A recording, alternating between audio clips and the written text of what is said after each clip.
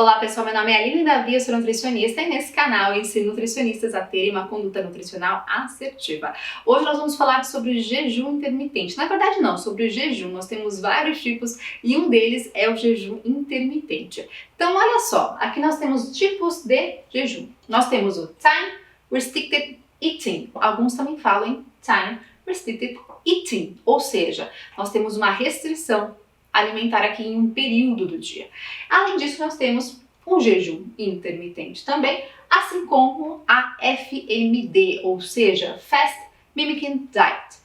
Nesse sentido, nós temos então vários tipos e cada trabalho científico traz uma recomendação, traz, enfim, respostas em relação a cada um desses tipos. Normalmente a gente fala até um pouquinho errado. Quando a gente fala assim, jejum intermitente, de 8 horas, 10 horas, 12 horas, 14, 18 horas e por aí vai, depende, é claro, nós temos nesse sentido um quadro de restrição alimentar. Seria um Time Restricted Eating, não um jejum intermitente. Mas para ficar mais fácil, eu sei que a gente fala tudo jejum intermitente, para ficar mais fácil, intento. Mas vamos separar um pouquinho aqui em relação a todos esses pontos, tá? Então olha só.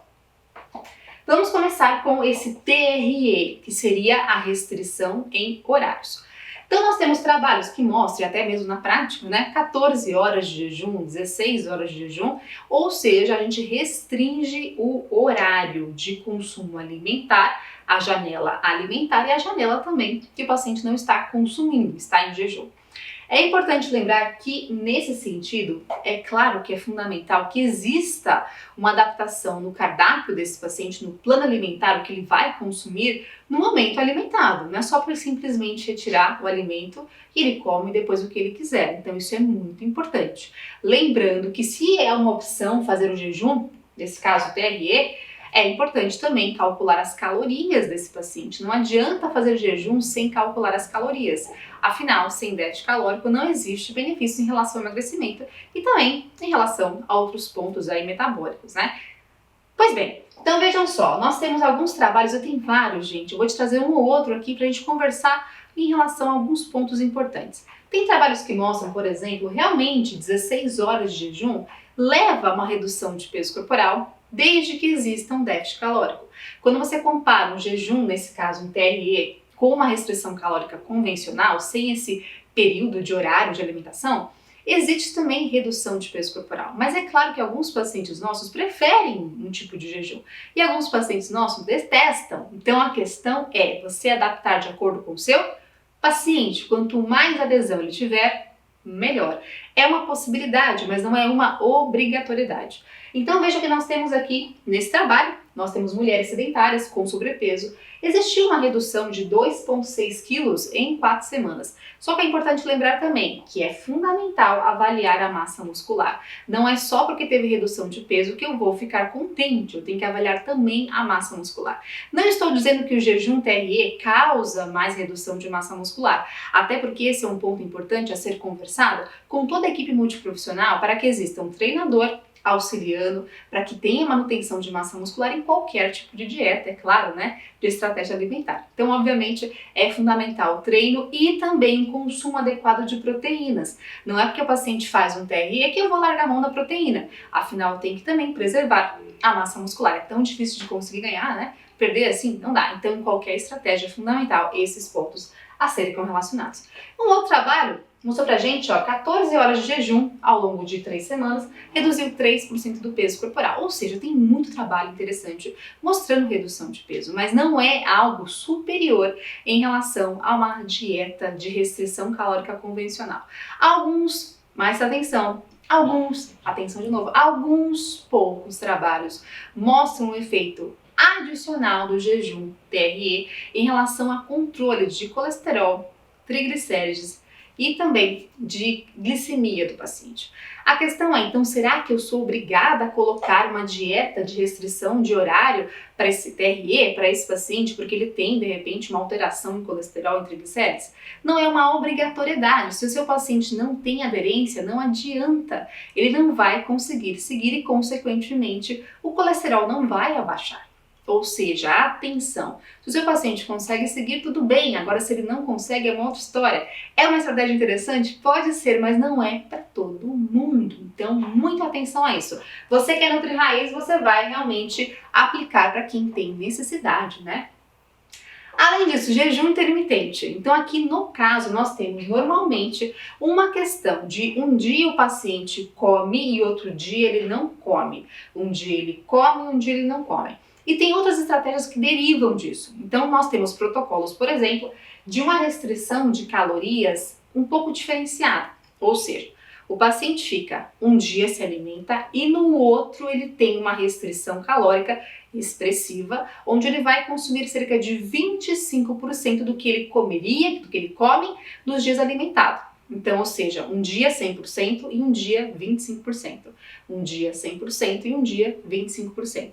Nós também temos protocolos que são assim.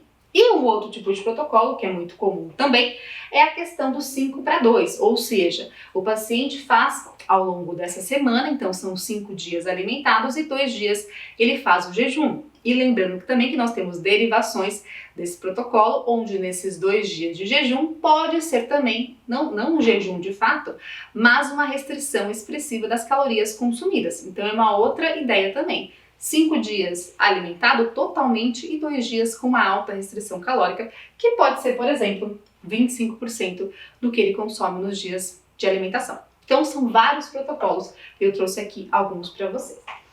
Vejam que nós temos trabalhos que devem ser separados de acordo com cada tipo de protocolo. Então eu não posso comparar um protocolo, de repente, que é TRE com jejum intermitente, eu preciso separar cada protocolo. Lembrando que você pode seguir de acordo com o perfil do seu paciente, é uma possibilidade também.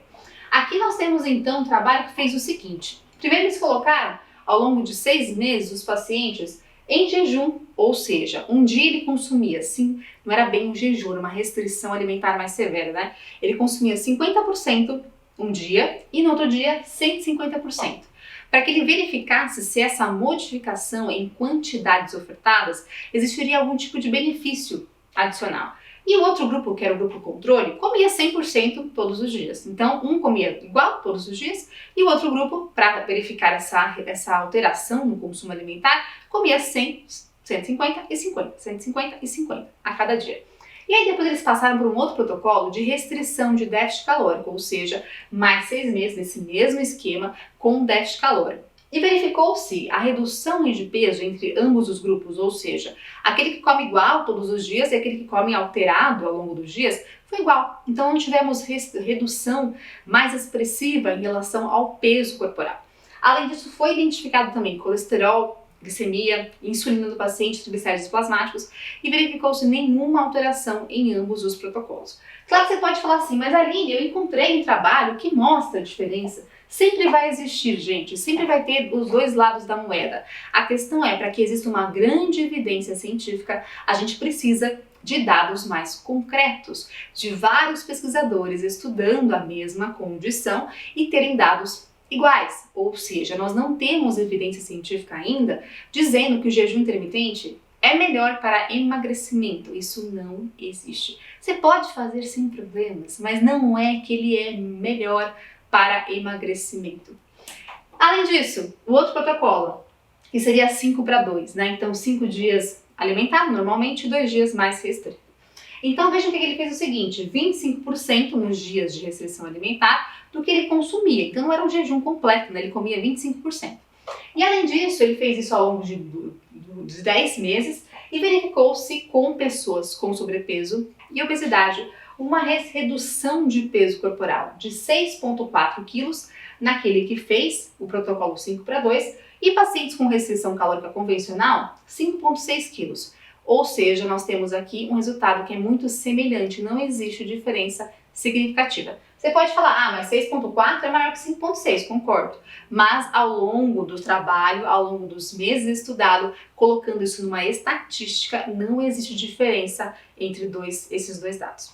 E aí eles continuaram com outro trabalho, na verdade. Aqui nós temos pacientes com diabetes tipo 2, 12 meses com esse protocolo, onde nós tivemos essa redução de consumo alimentar 5-2 também, ou seja, uma redução de peso de 5 quilos para 6,8. Então, o paciente que fez aqui a dieta 5:2 perdeu 5 quilos e o paciente com uma restrição convencional 6,8. Aqui também não existe diferença significativa ao longo de 12 meses. Você pode pensar, mas olha, o jejum ele reduziu menos peso, concordo? Porém, numa diferença significativa, isso não existe no teste estatístico. Até porque nós temos que fazer essa verificação para conseguir ter um laudo, uma comprovação científica. E mais, olha que interessante. Aqui nós tivemos uma diferença que eu achei importante mostrar para vocês. Aquele paciente que fez o protocolo 2:2 teve uma redução mais expressiva na massa livre de gordura. E aquele paciente que não fez o protocolo 5:2, fez uma restrição calórica convencional, ele perdeu só 0,8 quilos de massa muscular, de massa livre de gordura, na verdade, né? Ou seja, nesse trabalho mostra que esse protocolo 5:2 existe um prejuízo um pouco maior, uma redução um pouco maior na massa livre de gordura desse paciente. Então, é um ponto interessante para atenção. De repente, se você quiser fazer esse protocolo, que você faça, mas com uma certa atenção em relação à massa muscular do paciente.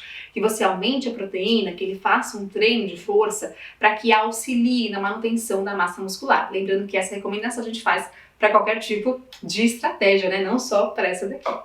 Bom, além disso, nós temos então que saber que essas dietas que apresentam várias estratégias de jejum, elas podem ser aplicadas, porém deve ser muito bem avaliado para cada paciente. Se o seu paciente realmente ele consegue seguir ou se ele não consegue, afinal o que mais importa para a gente ainda é a adesão desse paciente, não foi tudo, né? A adesão do paciente, que é o que mais importa pra gente. Então, existem várias estratégias, vários estudos, e aí se você quer saber um pouco mais sobre isso, a minha dica é: estuda cada tipo de estratégia de modo isolado, para que você verifique se aquela estratégia para o seu paciente, para aquela condição clínica que ele apresenta, é algo um pouco melhor. Ou seja, não dá para comparar todo tipo de jejum junto. Cada um deles tem uma resposta diferente. Espero que você tenha gostado e até a próxima.